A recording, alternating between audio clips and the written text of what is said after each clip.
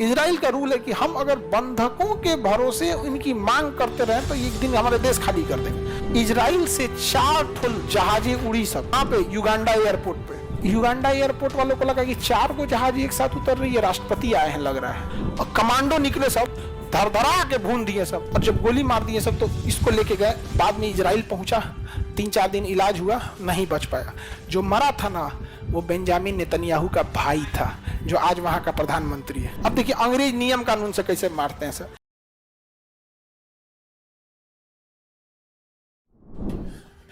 अब इजराइल को जब तब ये सब छुटपुट हमला करते रहता है। इसी तरह से इजराइल से एक जहाज आ रही थी, मिस्र से उस जहाज को जाना था कहां पे, इजराइल। मिस्र कहां जाना था, इजराइल। या एक जहाज जा रही थी तो मिस्र में उतरी और उसको आतंकवादियों ने कब्जा करके युगांडा लेके चले गए। कहां लेके चले गए, युगांडा। युगांडा का शासक था इदी अमीन। युगांडा का शासक इदी अमीन, और इसमें इजरायली नागरिक थे। क्या थे, इजरायली नागरिक थे। और आतंकवादियों ने इजराइल से कहा कि हमारे जो मतलब आतंकवादियों को तुम पकड़ के रखे हो उन्हें रिहा करो, उन्हें रिहा करो, नहीं तो तुम्हारे जितने बंधक है तुम्हें हम मार डालेंगे। इजराइल का रूल है कि हम अगर बंधकों के भरोसे इनकी मांग करते रहे तो एक दिन हमारे देश खाली कर देंगे। कहा कि ना, एक को भी नहीं। इजराइल से 4 ठुल जहाजें उड़ी सब, सवारी वाली, लड़ाकू नहीं, सवारी वाली, और अरब सागर पे एकदम नीचे नीचे उड़ते हुए यहां आई सब, और हवा में उसमें फ्यूल भरा गया, और यहां से 4 जहाजें लाइन से इसमें उतरी सब। कहां पे, युगांडा एयरपोर्ट पे। युगांडा एयरपोर्ट वालों को लगा कि 4 को जहाज एक साथ उतर रही है, राष्ट्रपति आए हैं लग रहा है। उनसे को लगा कि उसका राष्ट्रपति आए हैं, तो सब एकदम अलर्ट हो गए, सबको उतारा गया यहाँ पे। जब उतरा तो पता चल गया, 3 को जहाजियां जब उतरी ना तो पता चल गया कि राष्ट्रपति नहीं है। तो रात के टाइम पे जहाज बिना लाइट के नहीं उतर सकती है, लाइट वे बंद कर दिया से एयरपोर्ट पे। अब सोचिए रात में अंधेरा हो जाएगा तो जहाज उतरेगी कैसे। ये सब इतना दिमाग वाला इजराइल वाला कि जो पहली जहाजियां उतरी थी ना उसमें बहुत हाई पावर का टॉर्च ले गए थे सब, और रनवे पे ये रनवे दिख नहीं रहा है। अब बताइए हाई पावर का कोई आदमी यहां से टॉर्च लेके ऐसे जला दे, एक आदमी यहां चला गया, बस जहाज के लिए हो गया काम खत्म, वहां उतार लेगा, उतार लिया। और वहां से कमांडो निकले सब जहाज में से, 4 जहाजों में से लास्ट जहाज खाली था, क्योंकि बंधकों को छोड़ा के ले जाएंगे सब, किसमें सब भर के नहीं ना, लास्ट जहाज क्या था, खाली था। और कमांडो निकले सब, धरधरा के भून दिए सब, और हिब्रू भाषा बोल रहे थे सब। हिब्रू भाषा उन्हीं की भाषा है यहाँ पे। अब बताइए मान के चलिए भारत के आदमी को, बिहार के आदमी को जापान में कोई किडनैप करके रख ले, तो हम लोग उतरते, बैठ जाओ रे, नीचे बैठ जाओ, नीचे बैठ जाओ, कोनो खड़ा मत रहिए, गोली चलाने वाला बनी, बैठ जाइए, जल्दी बैठ जाओ। उन्हें किसी को बुझाइए नहीं रहे कि क्या बोल रहा है, बैठ जाइए सन, जल्दी बैठ, ऊपर आओ, जेन खड़ा रही तो ना गोली मार दिया, जल्दी बैठ। जापान वाले को समझे तो बोला गया, तो जो हिब्रू वाले थे धाए से क्या हो गए, बैठ गए, जो खड़ा था मरा गया, जो खड़ा था मरा गया। तो जापान में ऐसे ही ना छोड़ाएगा आदमी, उसको भोजपुरी बुझेबे नहीं कर रहा, हम दाएं सूझ जो, नीचे सूझ जो ना तो मार दिया ये गोली, जल्दी बैठ, 1 2 3 मार, धर मार दिया यार, खत्म कर दिया यहाँ पे। तब तक देखे सब, अरे तुरी का एयरपोर्ट के बगल में लड़ाकू जहाज है, तो लड़ाकू जहाज तो पीछा कर लेगा इन लोग का आराम से, बम निकाल के सारा लड़ाकू जहाज को उड़ा दिया सब, हेलीकॉप्टर उड़ा दिया सब, एयरपोर्ट उड़ा दिया सब, और सबको बैठाया, सबको बैठाया। सबसे पहले जितने बंधक थे सबको बंधक को भर दिया गया, यहाँ पे बंधक को भर के उड़ा दिया गया। तो पहला जहाज में जो भी हॉस्टेज जो किडनैप थे उनको उड़ा दिया गया, दूसरी जहाज में कमांडो गिर गए, तीसरे में भी, चौथे में भी एक कमांडो बच गया था लास्ट में। तो जहाज रनवे पे दौड़ रही थी, ठीक आगे अभी देखते हैं, क्योंकि एक मरीज जो थी, एक औरत नहीं मिल रही थी जो 80 साल की थी, एक्चुअल उस बीमार पड़ गई थी, तो उसे हॉस्पिटल ले गए थे सब। ती कह रहा है कि रुक जो, हम हॉस्पिटल से छुड़ा के ले आ रहे हैं, खास रे बकलोलवा कहीं के तोरे चक्कर में ज्यादा हो जाएगा। तो एकदम लास्ट में रह गया, तो चढ़ते चढ़ते इसको गोली मार दिए सब, और जब गोली मार दिए सब तो इसको लेके गए। बाद में इजराइल पहुंचा, 3-4 दिन इलाज हुआ, नहीं बच पाया। जो मरा था ना वो बेंजामिन नेतन्याहू का भाई था, जो आज वहां का प्रधानमंत्री है। बेंजामिन नेतन्याहू जो वहां का प्रधानमंत्री है ना, उसका अपना भाई मरा था, अब मार के यहां से लोगों को वापस लेके चला आया था युगांडा से। केवल एक औरत बची थी, वो भी बीमार पड़ गई, तो उसको एयरपोर्ट से उठा के कहां ले गया सब, हॉस्पिटल। इधर इजराइल की एक टीम आतंकवादियों से बात कर रही थी कि आप पैसे ले लीजिए, पैसे के बदले छोड़ दीजिए, हम अपने ऊपर में बात कर रहे हैं और ऊपर हायर अथॉरिटी से हम डीएम से बात करते हैं। डीएम कहेगा देखिए हमारे पास इतना पावर नहीं है कि हम आतंकवादियों को छोड़ सके, आप पैसे की बोलिए तो हम पैसे की बात कर लें। नहीं ऐसा नहीं होगा, तो हम आपको 2 घंटे में बताते हैं कमिश्नर सर से बात करके। फिर कमिश्नर वही बोलेगा, कहेगा हम जो ज्वाइंट सेक्रेटरी से बोलते हैं, हम सेक्रेटरी से बोलते हैं, करते करते 2 दिन लगा दिया, सब 3रा दिन तो सुता दिया। अब समझ में आया? इजराइल अपने एक भी बंधकों के बदले कुछ नहीं देता है।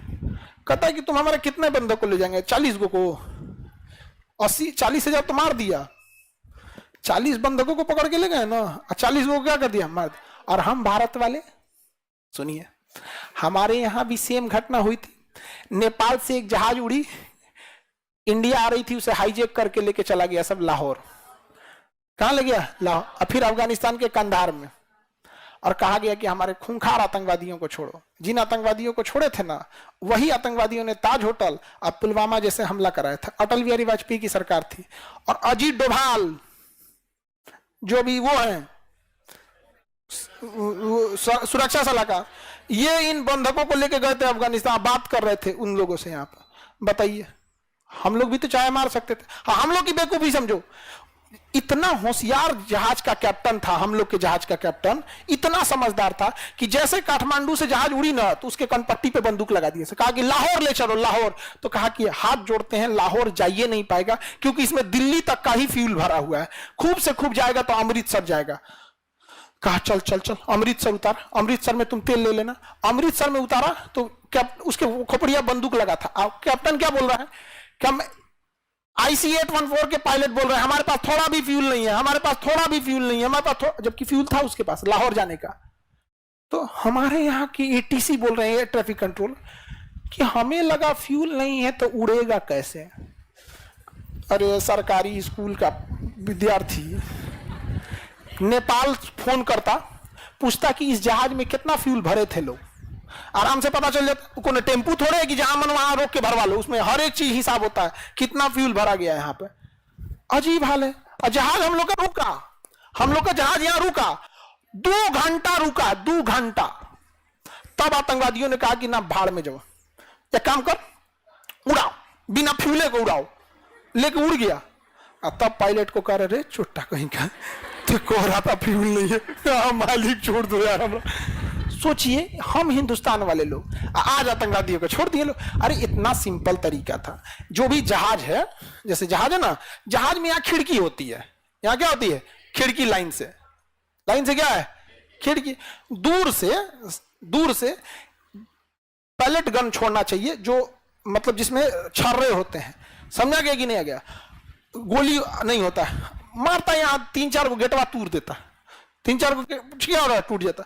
और उसके पीछे बढ़ के बेहोश होने वाला गैस छोड़ देता, सारा गैस भर जाता, आदमी तो बेहोश होते ही, और जो बंदूक लिए थे और किसी को नहीं छोड़ेंगे, हम किसी को नहीं छोड़ेंगे, बेहोश हो गया रहता, कुछ नहीं कर सकते, टायर पे गोली मार देते, टायर पे गोली मारते। लेकिन ना, हम तो विश्व गुरु हैं हम लोग क्या है? विश्व गुरु। छोड़ दिए हम लोग यहाँ पे, इतना खतरनाक काम किए थे। अच्छा, उस जो जहाज उड़ाया था उसमें एक को पकड़ा गया, जिसको सुप्रीम कोर्ट ने उम्र कैद की सजा सुना दी। उस आतंकवादी का नाम था अब्दुल मोमिन। आतंकवादी का नाम क्या था? अब्दुल मोमिन। हम एक बार ऐसे ही किसी क्लास में पढ़ा रहे थे, हमने कहा कि अब्दुल ने जहाज उड़ाया, उसको पकड़ लिया सब। अब हमरा घेर लिया सब, खान सर बोलते हैं कि अब्दुल ने जहाज उड़ा दिया, अब्दुल ने जहाज उड़ा दिया। बताइए, हम लोग को बदनाम कर रहे हैं ये। भाई हमें बदनाम करने की जरूरत ही नहीं है। जब तक ये देश रहेगा ना, ये वाला पाकिस्तान, तब तक बदनामी होलसेल में आएगी। डेली कुछ ना कुछ बम फाड़ के चलता फिरता रहेगा, कहीं ना कहीं जाके फट जाएगा सब। अभी देखिएगा नहीं, ईद आएगा ना, ईद 2-3 दिन में, 11 को ईद है ना, देखिएगा पाकिस्तान में कोनो ना कोनो मस्जिद में फट जाएगा सब। अभी बता रहे हैं हम आपको, ईद में भी। बताइए, ये कोई बात है? ईद को तो दिन है जी, कितना बढ़िया दिन है यार। तो बताइए, हमारे और इजराइल में अंतर समझ में आ गया? एक भी हॉस्टेज को इजराइल छोड़ा?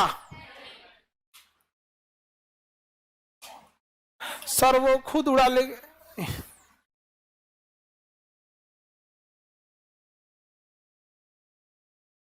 चलिए आगे बढ़ते हैं। किसी को दिक्कत नहीं ना? अभी वर्तमान में फिलिस्तीन को तो देश का मान्यता नहीं दिया। अब देखिए अंग्रेज नियम कानून से कैसे मारते हैं सर। ये गाजा है, कहा कि यहां से 100 किलोमीटर दूर तक तुम मछली उछली पकड़ना। बाद में इसको घटा के कहा कि नहीं, तुम 50 किलोमीटर तक मछली उछली पकड़ सकते हो। समझा क्या? 10 साल बाद कहा नहीं, तुम 20 किलोमीटर तक मछली उछली पकड़ सकते हो। 2023 में बोला था कि तुम 2 किलोमीटर जा सकते हो। तो बमक के मार दिया 17 अक्टूबर को मिसाइल, 7 अक्टूबर को। तो लोग कह रहे हैं 7 अक्टूबर को मारा, 7 अक्टूबर को मारा। इन बकलोलन को नहीं बुझा रहा है कि हमारा ये चल गया। वो तो जानबूझ के तुमको कोचता है कि तुम मारो हमारे 2-3 आदमी को, 100 आदमी को, हम मारेंगे तुम्हारा पूरा आदमी को, क्योंकि अगले साल इलेक्शन है, पूर्ण बहुमत से आएंगे। भारत का कोई प्रधानमंत्री घूस के पाकिस्तान में 20-25 गो शहर उड़ा दे, आपको लगता है कि वो चुनाव में हारेगा? ये सारी लड़ाई हो रही है चुनाव जीतने के लिए। नहीं समझे? पर्दे के पीछे देखिए बहुत खतरनाक खेल हो रहा है। अभी नहीं पता चला, कोई लड़ाई जमीन उमीन की नहीं है। इलेक्शन है अगले साल, हो गया। अमेरिका क्यों साथ दे रहा है? क्योंकि यूएस में सबसे अमीर अमीर लोग जो हैं वो ज्यूज हैं। यूएस में जितने अमीर लोग हैं वो ज्यूज हैं, और उसमें बहुत बड़ी संख्या ज्यूज की वोटरों की है। अब चुनाव में पैसे बहुत लगते हैं, देख रहे हैं इलेक्टोरल बॉन्ड। बीफ बेचने वाली, गाय भैंस का मीट बेचने वाली कंपनी 250 करोड़ रुपए चंदा दे रही है सर। कमाई कितना होगी सोचिए। आप सोचिए कितना गाय काटा होगा, वो कितना काटा होगा, आइडिया लगाइए बस। आस्था को तो अस्थमा करा दिया सभी से। आप सोचिए एक गाय जो लोग बढ़िया गाय तो 20-25 हजार में मिल जाती है जी। जो दूध देने वाली गाय होती है 20-25 हजार में गांव में मिल जाती है। जिस गाय को काटता होगा तो बूढ़ होगी, बीमार होगी, उसको वो खूब से खूब बेचता होगा कितना में? 20-25, मान के चलिए बढ़िया गाय सपोज 20-25। कितनी हजार गाय काटा होगा तो उसको 1000-2000 करोड़ का प्रॉफिट आया होगा। तो अब ना उतना चंदा दे रहे हैं। चलिए आगे बढ़े। तो अमेरिका, ये समझ में आ गया? तो अमेरिका क्यों इतना साथ दे रहा है? अमेरिका में भी इलेक्शन है, लेकिन जो बाइडेन हार जाएंगे। हाँ पक्का हार जाएंगे, डोनाल्ड ट्रंप जीतेंगे। अब की उठ रहे हैं वही ना, वही उठेंगे। आप फिक्स होते रहता है, इसे पता चल। हमारा कौन सी पता, जैसे सर्वे होता है वहां पे भी होता है सर्वे, हम लोग भी पूछ पाछ लेते हैं क्या हाल है सर्वे में।